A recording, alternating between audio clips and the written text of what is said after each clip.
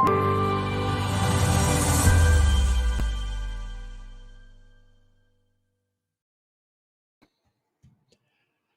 and a very warm welcome to today's session of the Living Bridge Conversations, the live series brought to you by iGlobal, your multimedia hub for and about global Indians.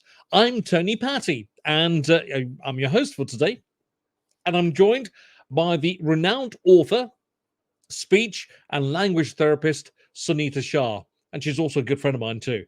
And so is her family. But that's by the by, because Sunita, let me tell you a little bit about her actually, because Sunita has worked for the NHS for 20 years, for over 20 years. And that's before starting her independent practice since 2005. Together, Let's Communicate Limited is the company that Sunita runs. And she's one of the advisors for the Royal College of Speech and Language Therapy in bilingualism. Sunita is an author and has published over 24 titles of a series of books, yoga and mindfulness cards called the JJs. Her books have brought a modern and vibrant approach to teaching children of all diversities from birth and beyond about Hindu festivals, gods and goddesses. And her books have sold internationally and have been adopted by many schools to teach Hinduism. So with such a stellar background, how could we not invite her to our Living Bridge conversations right here on iGlobal? Sunita, a very warm welcome to you. It's lovely to see you. Hi, Tony. Good to see you again. It's a pleasure to have you with us. Thank you so much for being with us. And before we delve deeper into conversation with Sunita Shah today, just a quick word for our viewers and listeners today. This show is yours too. We'd love you to use it. So drop us your comments and questions, and we'll pick them up as we go along through the show here today. So, Sunita, here we are back together again, and it's been a while since you and I have spoken. And the JJs have gone from strength to strength, and I can vouch for that because I'll endorse it straight away as we kick off today. I've seen the books. I've got the books thanks to you, and lots of people have really, really enjoyed them in the way that they're displayed, the way they come across. We'll go into more detail about them in a little while from now. You've come a long way from working in the NHS to where you are today, and not only that, you're a fantastic character, a great mindful person, and full of beans, as they say, when it comes to great things to talk about. Milestones in your life have been moments which have been successful in terms of speech and language therapy in the UK. Tell us about your journey. Oh gosh, where do I start? Sometimes I feel like I need about 8 pairs of hands. We've got plenty of time. I mean, it's been a journey. It's something I never expected. One thing I have to say I absolutely adore is that I'm learning something every single day. There's always conversations around the dinner table. Mom, did you know about this? Because I've been researching and writing quite a lot of blogs and stuff for the JJs. But yeah, I did my degree in speech and language therapy. My specialist subject was bilingualism. 20 fond years in the NHS, helping thousands of families in Northwest London and in Birmingham. Relocated to Cheshire nearly 3 years ago and left the NHS, but I've been focusing on my private practice, which at the moment is a lot more teenagers. So not teaching them how to talk, but to help with their emotional behavioural kind of responses. So especially in this kind of climate that we're in at the moment, there's a lot of young children with mental health difficulties. So that's been a big role of mine at the moment, is just kind of engage these kids to get into school and be in school. Yeah.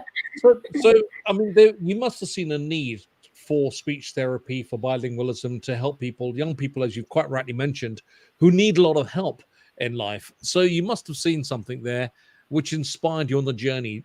And because I was going to ask you, why did you start this and why did you do it? Which is an obvious question. I think when we were back and doing our careers perspectives and having a look what skills you've got, and one thing I loved about the degree is it had it was a real melting pot. So you had your anatomy and physiology, your psychology, your English, learning about different medical conditions, child development, child psychology.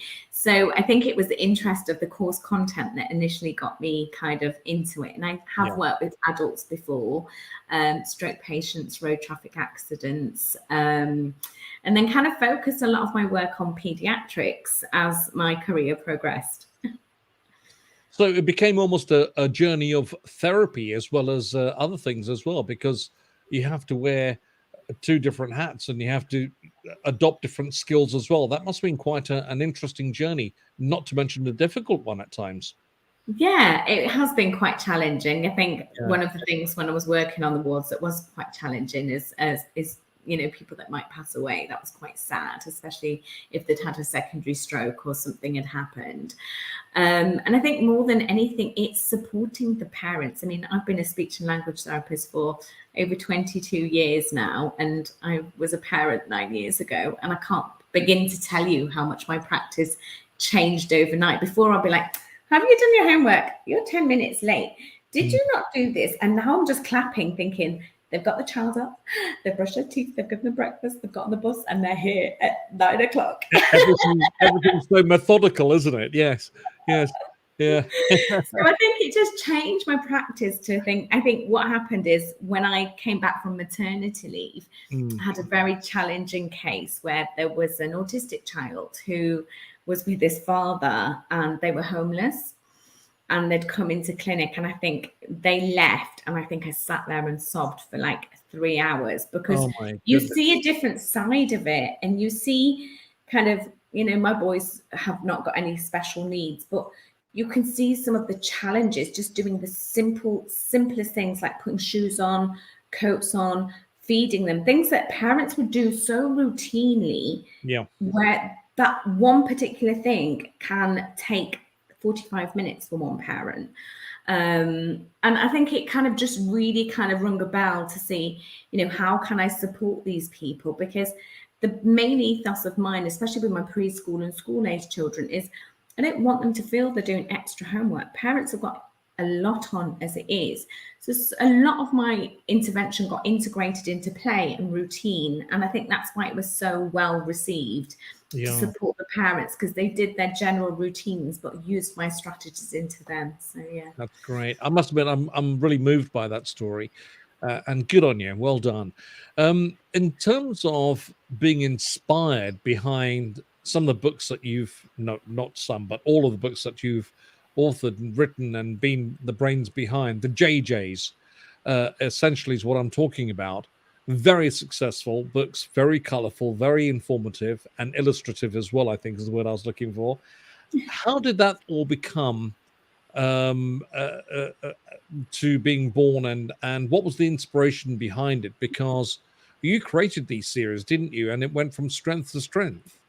I did. Me and James. James is the magic behind the illustrations, James Balance. I mean, he puts pen to paper, and every time he blows me away. I think every time he finishes a book, I end up crying. So I'm like, I've just done it again. Oh, you emotional thing, you. I think I've always been interested, like with my grandfather and my mom telling us stories. And we grew up with the Amijitra comics, because at that time there wasn't kind of much for us when we were a bit older. And it was my son, actually, because he had the mandir in his bedroom. So he was like, oh, Mummy, why has Hanuman got a monkey's head? And why is that trident like King Triton's trident of Shiva? So I thought, actually, he was only, I think he was about 4. And I started looking into resources and things for him. And I got some things out. And he was a bit scared because, let's face it, a lot of the stories are pretty gory. There's a lot of head choppings off. And this. So what we wanted to do is bring those to babies. Like, we start with baby board books. So we actually kind of babyfy the deities. So a baby could relate to the core vocabulary. And I use my skills being a speech and language therapist to kind of look at the ages and stages of visuals, text, vocabulary, because we've got the baby series, a primary series, a festivals collection, but as you go on, it's for more kind of older children. And I think it's not even children, it's like kids of our generation, parents of our generation, like We learned about the Hanuman Chalisa. We've been listening to it for 40 years, and until we had no choice. We had no choice. Yeah. So we learned it by default. Yeah. So I think that was the inspiration. And I think as it started to escalate, my thirst for knowledge, I mean, I can't even tell you how much I don't know, because there's so much to know. But each day, just reading and sharing the blogs, information, the content in the books, it's something that we don't want as JJs to disappear. We want the next generation to kind of pick up and carry this kind of torch onto their generation. So yeah, that was the whole. That's nice. That's lovely. I love that. And I love the bit when you said that, you know, the way the children are making associations with it through modern day life that we're living. You gave an example of your son and he had the manda in his room, and the way he made associations to some of the signs and the symbols, which I find quite intriguing, but I'm sure that's another conversation for another day. But it was nonetheless interesting to hear and to know as well. By the way, Sunita, just going to say a big hello to Dipali Patel, who's sent a message through a comment. So Dipali Patel is with us. And Dipali is my associate practitioner. So she works with me in London in our Stanmore clinic, an absolutely wonderful woman. Well, hello, Dipali. Thank you for being with us. Hi, Dipali. So full of compliments there. So that's lovely. The inspiration behind the JJs and the associations that you speak about today, in this modern day world that we live in, we have to find associations and some form of commitment and belonging. And you touched on this briefly earlier, and I'll tell you where I'm going with this, is that we don't have enough attachment, belonging, or commitment to things because life is so scattered and it's so busy. How can you bring that in terms of bringing that together in your profession, Sunita, if it's not a too long-winded question for you, in terms of speech and language and therapy that you teach and help people with? How can we compound that into one big success story and move it forward? And if you haven't done so already, give us the formula behind it. I think more than anything is time. And people always say they don't have time, or I'm just too busy for it, or, you know, there's this whole generation of screen time as well. And I think I'm not one of those against screen time. I think everything in balance and everything in moderation. We carve out kind of parts of the day with the kids. So they will get an hour, then they play for an hour, then they can go back on the screen. So they have 2 total screen-free days in the week where no technology is turned on. And that's the time for us to play, to be as a family, cook together. And every night they used to read their books. So they've got books from school, which they'll read downstairs. But every night now, one of my favorites in the whole wide world was The Lion, the Witch and the Wardrobe. And my boys are 5 and 9 now. So every night they jumped into my bed, 8 o'clock, and I read them a chapter from the book. And one of the things that really improves kids, and I think in this COVID climate, it's been very apparent in our practice, is there's children that are coming through who have had this COVID gap of language, where for 18 months, the kind of preschool children at 18 months who would start their vocabulary have been exposed to 4 walls, the same routine, the same people, the same things around their house they see. So they haven't gone to the farm, or they didn't go to the library. They didn't meet social interaction. They don't know how to share. They can't regulate their emotions. You know, they get upset if things change quite quickly because they've not been used to kind of the outside world. And I think a key into any child's success is vocabulary. And vocabulary has to be taught in a way that it's visual and it's meaningful, and it's something they can personalize. So say, for example, if I said, oh, there's an animal out there in the world called a duckbill platypus, and it kind of looks like a beaver. It's got an otter's tail. It's kind of got webbed feet and a beak. You'd be like, that kind of looks quite strange.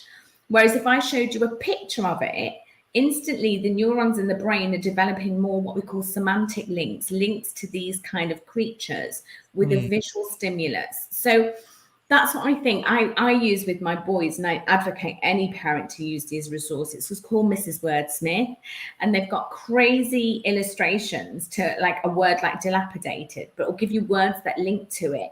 And because the picture's so crazy, kids relate to it. Yeah.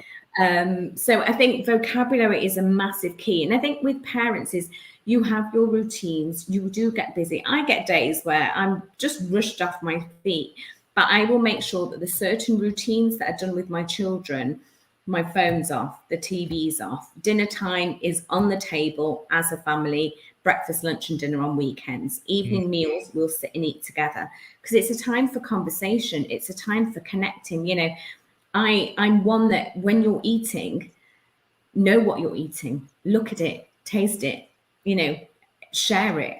You don't need to be looking at a screen because what are you eating? What's on the screen or what's on your plate? That's one of my pet things about feeding and children on screens. There's a lot to take away from that, a lot to learn from what you've just said. And thank you for sharing those thoughts with us, because I think they're just so valuable. And in this modern, fast living age that we live in, the fundamental and the most common and easiest things that we should be addressing, we're just not. And that's how we're evolving as human beings. So it's refreshing to hear you say that.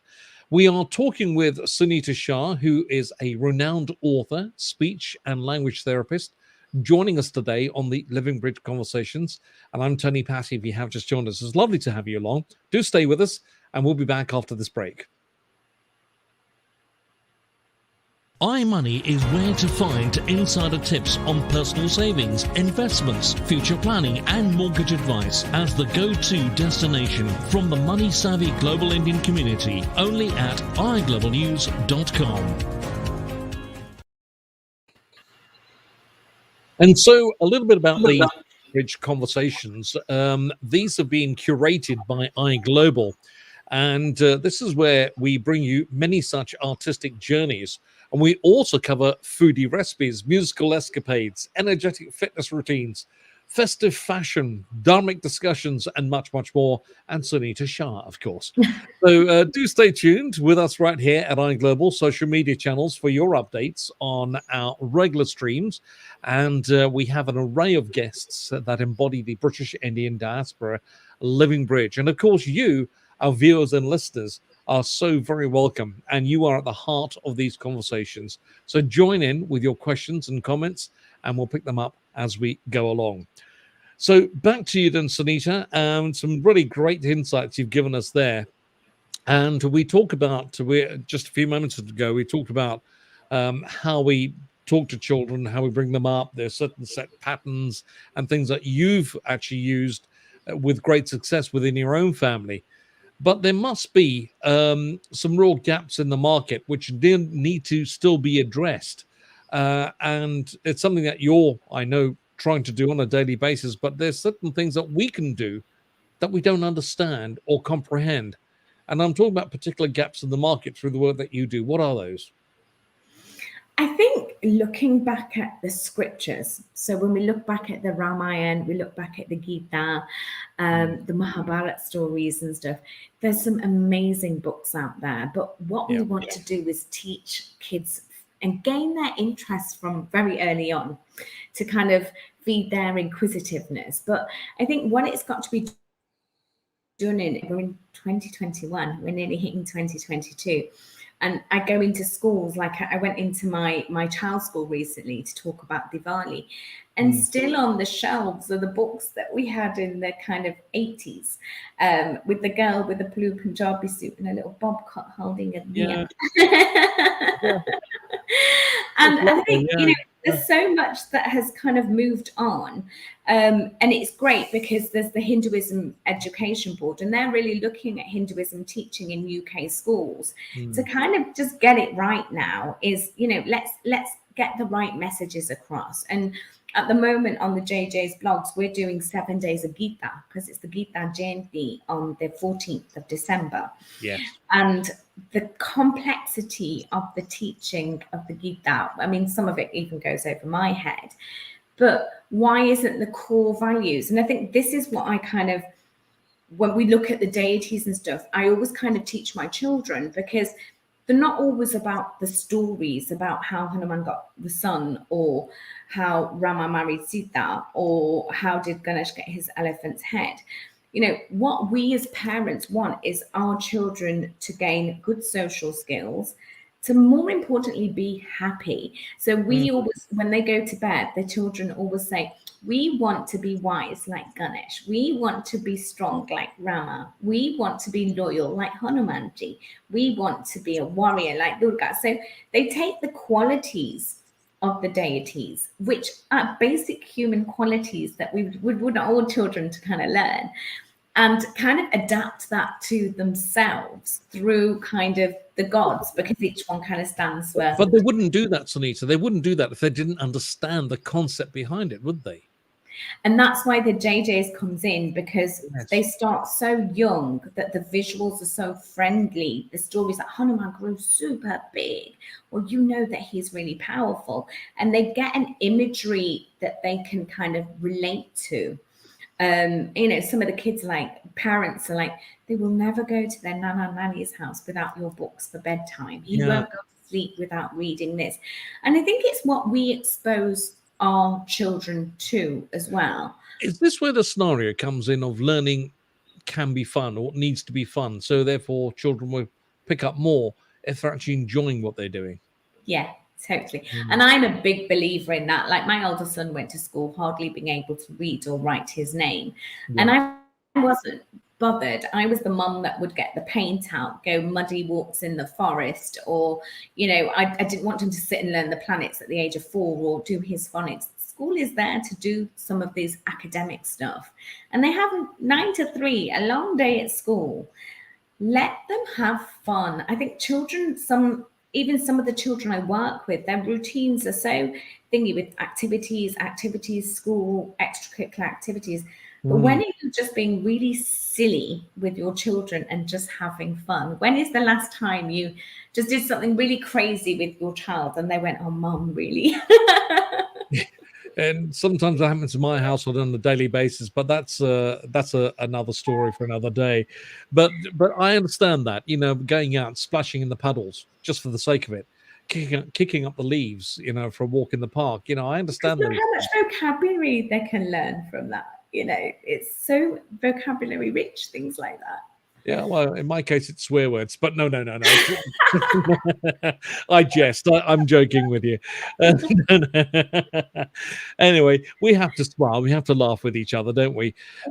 Now, when it comes to parents and children, Sunita, what kind of feedback are you getting? Because you've come a long way. You've got these books. You're an author, and you've helped people along their way, not only to understand culture in a rather sort of interesting way, but also a fun way as well. So parents must be coming back to you saying, that was great. And you gave me a story about children not wanting to go to bed unless they've read one of your books or a chapter out of the book, which is lovely. So what sort of feedback are you getting? I think one of the great feedbacks that I'm getting is we're kind of bridging generational gaps. So say the kids rocked up at their grandparents' house with Pokemon cards, or their Beyblades, or Bakugans, or their princesses. That's what they're interested in. That's what they play with. And what's been lovely is seeing kind of like generations of great grandparents and grandparents who are 80, 100, 70, sit down with a 2-year-old child, a 4-year-old child, and have something in common where they can laugh, they can talk about, they can engage in one subject kind of together.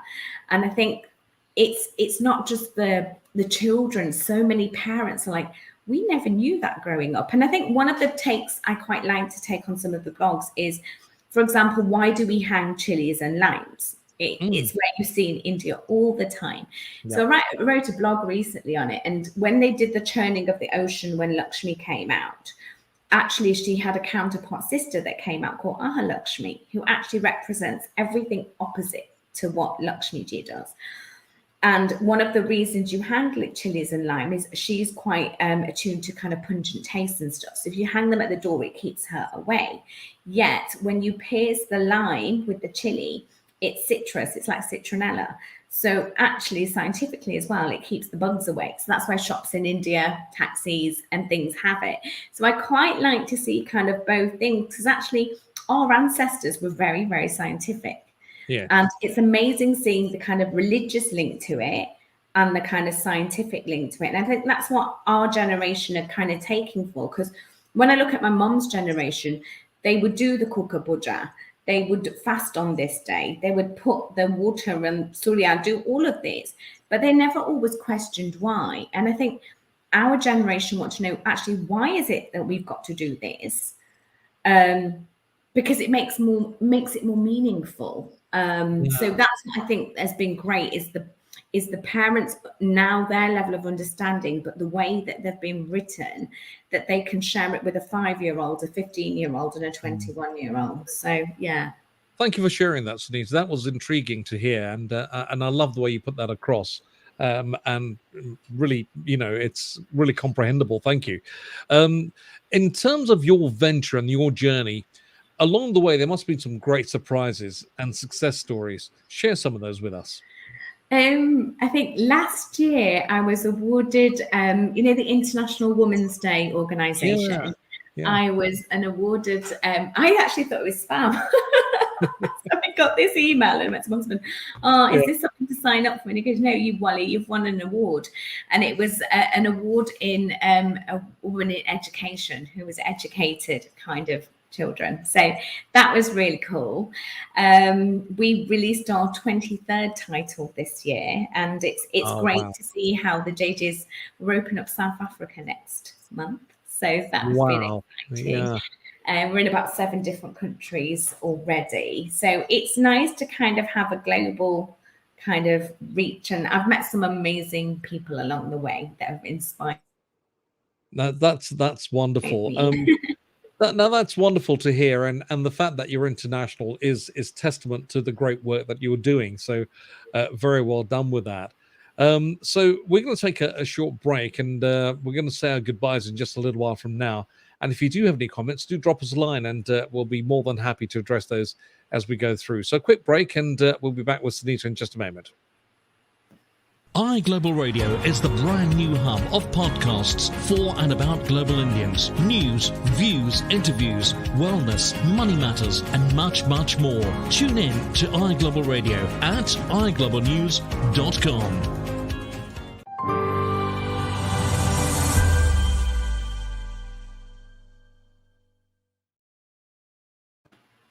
And simply just endorsing what we've just said, Dipali sent us a message saying best advice ever from Sunita. So that's great. Thank you, Dipali, for your participation. That's absolutely wonderful. So as we wrap things up here today and wrap up the show, Sunita, as always, it's been a pleasure and privilege talking with you. And thank you for joining us right here for the Living Bridge Conversations. And this is your opportunity to tell us all about the JJs and how people can get in touch with you and find out more about the JJs and get your books.